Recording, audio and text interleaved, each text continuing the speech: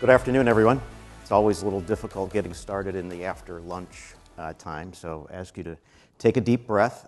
I'm from New York, so I'm going to talk quickly. I promise not to get too deep into cryptography today, but we will go a little wider in a conversation regarding what we are considering to be the next wave of crypto infrastructure, and that term is still under development, but our thesis and why we've developed our company has a lot with the changing nature of IoT and where IoT is going. So, as mentioned, I'm John Sirianni, Chief Executive at Tropic Square.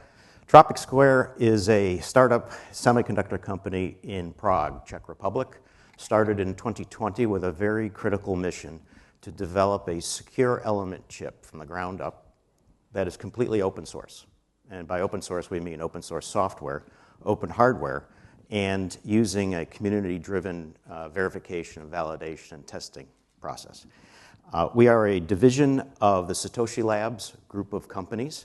The Satoshi Lab companies have developed very advanced technology for crypto mining and also for coin storage in the form of hardware wallets. And so the very reason we started the company, because of the aggressive forms of attacks that had been seen over the last 10 years in that industry. And in doing so, we've developed something that is truly unique, and I think you're going to enjoy our approach. The name of the company is Tropic, for the acronym Truly Open Integrated Chips. Square is because, well, it's square and we're engineers and we're not very creative. So with that, I'm going to go into what I'd like to present today, which is there's four themes that I want to cover. First is how the IoT infrastructure is transforming into and merging with decentralized ledger, open ledger platforms. Secondly, we're going to dive a little bit into why this means that crypto key handling is more critical in this next generation of decentralized IoT devices. Also, then why open and auditable semiconductor solutions, we believe, are best suited for this next generation of infrastructure. And then lastly, how that leverages open community innovation, testing, verification, and validation, and what that might mean to some of the regulations going on. So there's a number of terms. If you accept that traditional IoT that we all were born and raised with, I'm an industrial control guy from the 1980s, and so my first project out of school was working on some new technology called Modbus, right? So I go back a ways. And so what we consider to be today's IoT is a growth of 40 years worth of communication technology, data structures, and the like. What we're seeing happening is that's merging with some of these open ledger systems in various industries. There's a term that's forming called transactional IoT. Some are calling it the WEB3 of things. Others are calling it M2M payment systems. Others are beginning to call it decentralized physical infrastructure. I don't know that the community has solved the naming problem, but it involves quite a few things. And what I'm going to do is, for those that aren't up on blockchain technology, I'm going to go over some of the basics so that we're all using the same concept before I go deeper into the presentation. So blockchain, as the term I'm using for all decentralized ledgers, is a decentralized shared data structure. Blocks of transactions are linked or chained together via cryptography, and it is public-private key cryptography that we all know and love. It is based on peer-to-peer networks driven by agreement protocols that are automatic in execution.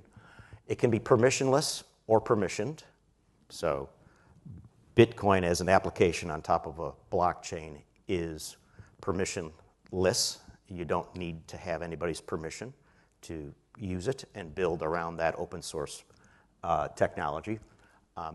AWS Hyperledger is permissioned. That's a open ledger blockchain-based technology for corporate enterprise and others who want to control the permission on how the infrastructure is used and developed for. All records are securely replicated and stored across the decentralized network of computers. So that's all records, every so often, are shared in a decentralized manner against all of the servers participating in the network. It's proven to be fault tolerant, even against the largest scale attacks. And the result is that you end up with a transparent, open, immutable, trusted, and tamper-resistant, secure transaction ledger. That's the architecture. So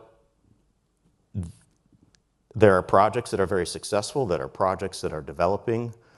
To say that this is part of the next wave of IoT is basically drawing some connections together between a number of different points in a lot of projects that are happening in particular verticals. What I'm going to explain here is just to compare and contrast traditional IoT with what we're calling transactional IoT. So in traditional IoT, data security is very centralized. Data security in transactional IoT, by definition, is decentralized on purpose. That is its value. Transaction settlement in IoT that we all know and love is intermediary dependent. There's usually a human involved, an organization involved that decides if the settlement actually occurred. Think about banking and the period of time that that takes. By contrast, the transaction speed in anything that's instant, that's a decentralized ledger, is by definition immediate, because each chain in the ledger has cryptographically secured the history of transactions that have occurred prior. Cost, the vision is that traditional IoT is a manual method of operating, and the vision for transactional IoT, machines negotiating with other machines and solving problems, is, by definition, low cost and also instant. Scalability from an architectural standpoint and a point of failure, traditional IoT being one-to-many and subject to DDoS attacks and single points of failure, whereas transactional IoT, it's a many-to-many, peer-to-peer, and fault-tolerant data structure. Compliance in government is always lacking in traditional IoT as we wait for regulations to be set up and then a lot of paperwork to be processed to determine if the regulations have been met many years into the future. By definition, transactional IoT dependent on open protocols, open ledger systems governed by protocols that are written to software, by definition, immediately are operating at the definition of their structure. And so that's where you get the term code is law, right, in distributed apps, because it is what it is by definition in the code. So the question then becomes, what does regulation look like with that environment? It's a very interesting question. So what does this evolution look like? And we would say maybe this is happening over the next 10 years. To me, IoT, when I got started in the business, was really, it wasn't the Internet of Things. It was the subnet of things. It was me and my organization and my network that I'm responsible for. It's that domain, right? And so I still think of IoT as broken up into 3 layers, right? There's the thing at the end, there's the connectivity in between, and then there's the orchestration that sits on the top of it all. So from this perspective of comparing and contrasting existing IoT to transactional IoT, we're moving from, at the orchestration level, we're moving from hierarchical control to autonomous smart contracts. And that's from centralized authorities enforcing trust between parties to protocol-defined, self-executing agreements. At the network level, data structure network level, we're moving from centralized to peer-to-peer decentralized, and that's from centralized administrators holding copies of digital transactions to blockchains keeping instant live records of all prior digital transactions. And lastly, connected things. So traditional IoT, things are connected, but they're not necessarily trusted. What we're talking about with transactional IoT is trusted devices, trusted things, carrying out immutable transactions in the device and across a network. So from centrally connected individual devices to immutable device system trust. All right, so let's get into some examples and then some technology that we developed on how to protect some of these devices from the aggressive attacks that we had been seeing. In order to have this conversation, I need to take apart Web3 versus Web 3.0. There's a lot of noise that's been generated over the years. So let's start from a very simple definition. Web 1.0 that we all lived through. You have mail, blah, blah, blah. Read-only, static internet, 1990 to 2004. Web 2.0 then gets defined roughly around 2004 as we start to have mobile devices enter the network and we see the network cellular technologies move up. The internet at that point is defined as read, write, interactive. Simple. Advertising is the business model. Platforms centralize power, right? Gmail, AWS, Facebook. But the problem is anytime you centralize data and centralize power, you centralize the target. So from a cybersecurity standpoint, we took a lot of data and we put it into one castle, surrounded it with a moat and said, I dare you to get the data.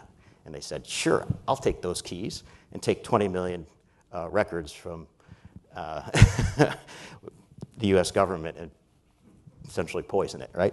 So anytime you centralize data, you invite the criminals to target it, you know. Sorry, Your Honor, I rob banks because that's where they keep the money. Surveillance economy is what emerged. What is a surveillance economy? I do a lot of activity on my phone. The platforms collect all that information. They then sell it back to me, right? So this is the world we've lived in. Around 2014, I was working in Silicon Valley for a security company, and the notion of Web 3.0 emerged. By Web 3.0, we mean intelligent and semantic. Hello, Siri. Hello, Alexa, right? Contextual, semantic, some form of responsive intelligence that we can interact with. The idea also laid the groundworks for machine learning and then all the things that we've been talking about here today, AI and augmented reality, and then intelligence at the edge, or the AI IoT. So we use that as a definition of Web 3.0. Subtext to that, the crypto community came along and said, no, we have a different view of the internet. It's Web 3. So Web 3 is read, write, own. I create data, and I own the data. I flip the model around. I own the data. If you want it, big platform, you have to subscribe to it. So this is what was actually created as the blockchain technologies began to proliferate. Digital ownership became a concept. I could use the Brave browser instead of the Chrome browser. Decentralized became the mantra. Peer-to-peer became exactly what the crypto community and crypto infrastructure started to put in place. With the advance of cryptocurrencies came the notion of distributed finance. And then on top of that, Ethereum and similar smart contracts, and then DAOs, which are distributed autonomous organizations. Deep subject. My view, and I think our general view, is that these are kind of merging into the internet of the future. We're going to focus on, for a couple examples here, we're going to focus on the Web3 point of view, but keep in mind that these are all somewhat merging. So from a Web3 point of view, right, we have real estate, non-fungible tokens, and smart contracts. So the people in the middle that were pushing paper around are starting to disappear as a lot of these systems become, as notarization and official documentation become part of an open ledger, which is always live, always immutable, and always trusted. Okay? Fractional ownership of physical gold and other commodities, supply chain transparency. I think you're all maybe familiar with this, preventing counterfeits in the supply chain. Well, if you attach blockchain technology to the transactions at the device level or at the network level, you can begin to track machinery and understand if counterfeit equipment has been entered into the supply chain. Software updates, bill of materials, we're seeing that move to blockchain technologies as well. Defense network security, medical device. We're going to focus on financial for the moment because this is why we were started, digital wallets. Okay, so here's the example. The pictures to the bottom, this device was invented in 2013 by two gentlemen in Prague who started Satoshi Labs. Their friends asked them for a way to securely store cryptographic keys for their Bitcoin. Thank you. And so they developed this device called a hardware wallet. So what is a hardware wallet? Hardware wallet is actually a transaction endpoint for IoT. It's actually a DeFi edge device. It creates, stores, and manages private keys. It interacts directly with the blockchain. So the hardware wallet creates your private key, which then creates the public key, which is your address on the blockchain. So if you lose your private key, you've actually lost your wallet. So, well, what we found during that time period is the aggressiveness of the online attacks was being superseded by physical attacks on devices such as this. Not only small devices, handheld devices, but also other devices such as rings, tablets, and now phones.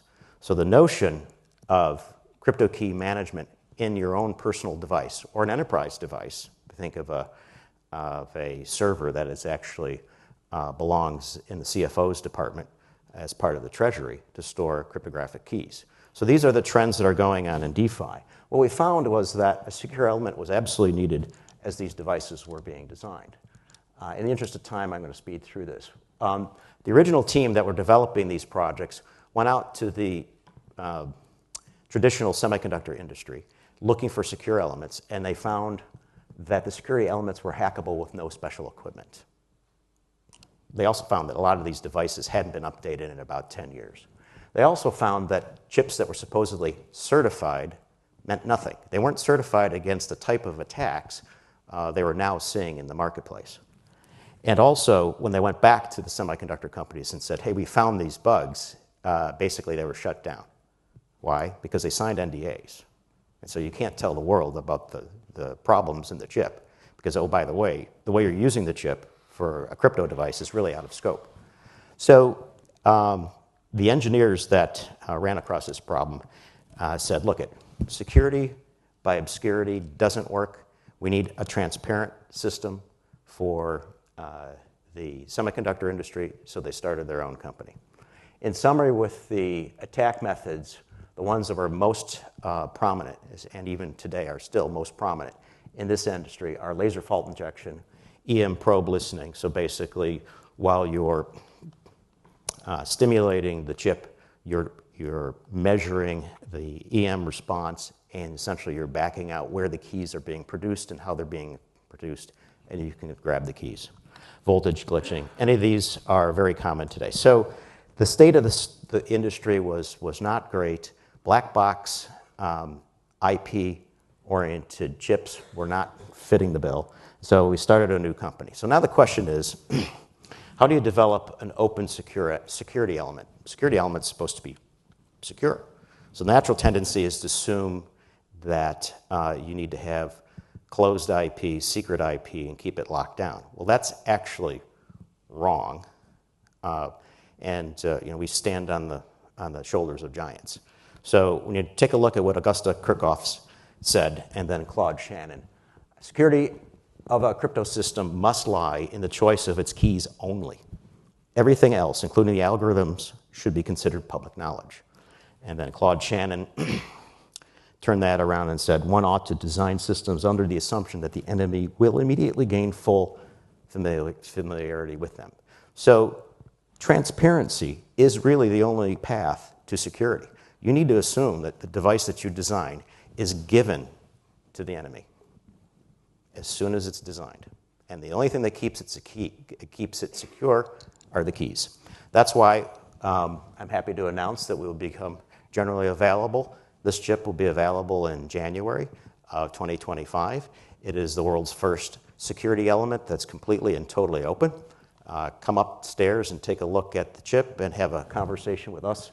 You're going to, those of you that care about the details will notice that we have a physically unclonable function. We have multiple TRNGs. The trick here to getting this kind of defense is to take the notion that you all love from enterprise security, which is zero trust, and bring it down into the circuits and the gateware. So the circuits in this device are all cryptographically hardened, and all of the data paths and the customer end data are all protected by very advanced cryptography. So we've launched it. It's available first to the crypto community. Those are the ones that are lined up for our first production. But then we're seeing interest from medical device manufacturers and others that are now looking at putting blockchain, IoT together and securing the endpoint with the latest possible physical security. So I know we're out of time, so I'm going to go into the last slide I have here. Regarding CRA, from our point of view, the CRA defines critical infrastructure devices as critical products such as smart cards, TPMs, and then important products, firewalls, and tamper-resistant MCUs. We believe that the CRA will drive more of a transparent and open design process, and in that, more adoption of security element incorporation into the devices. And as that happens, more and more public testing and publicly available results. And this is consistent with essentially all of the governing bodies' regulations that are on the market today. Open, if you read all of these regulations, openness of what you're doing, the context of what you're designing for, how you've tested it, documented it, and validated it, is subtext to the theme that comes out in all of these. So last one, key takeaways. Secure decentralized ledgers, infrastructures, and traditional IoT are beginning to merge. Attacks are becoming more advanced and less costly to carry out. A device that used to cost $100,000 a few years ago costs $1,000 to attack a chip. So the prices come down, skill levels are going up. This drives the need for better key management in all IoT devices, not just cryptographically secure ones. This drives the need for faster innovation in silicon-based security. Security through adaptability is essential now. We've all talked about CRA and what this means for keeping products alive into the future. Everything that we are building is going to be out on the GitHub. It's all open source. All of the testing and validation will be available. And so this invites the community to test, to validate, and to contribute to the IP that's available for everybody to use. And that gives everyone a faster time to market and a faster time to remediate problems that are discovered. And then lastly, security through transparency, open IP, not closed IP. That's what we're about. Happy to have a conversation with you. Thank you.